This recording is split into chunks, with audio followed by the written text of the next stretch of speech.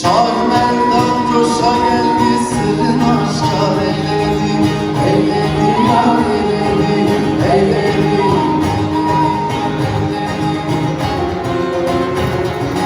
Yağmuru yağdıran ve gündeyi Ömer'e söyledi, söyledi ya söyledi. O demden şimşek bakayım, yedi sema gürledi. Gürledi ya gürledi, can gürledi, gürledi. Hem sankidir hem bakidir, durulan anılar.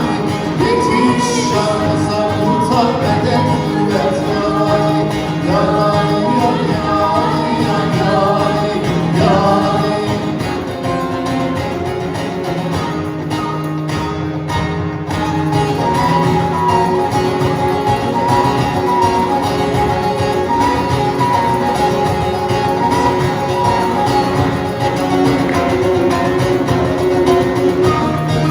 Ömer vardır Muhammed kızım o leyleme yar.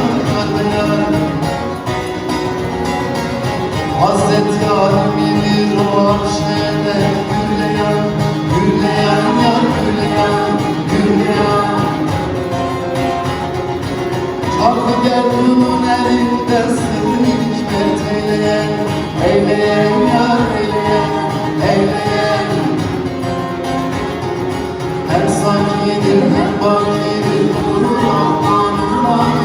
Yetiş şahıza kurtar medet kuvvet yarayı. Yarayı yarayı yarayı yarayı.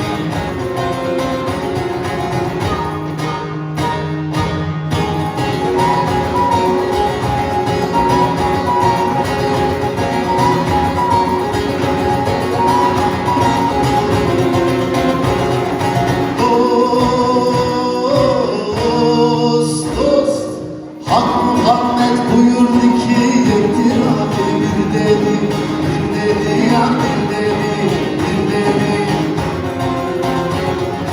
Hem mendedi hem adili her şey kadir dedi. Ali'ye şirk koşanlar buzlardan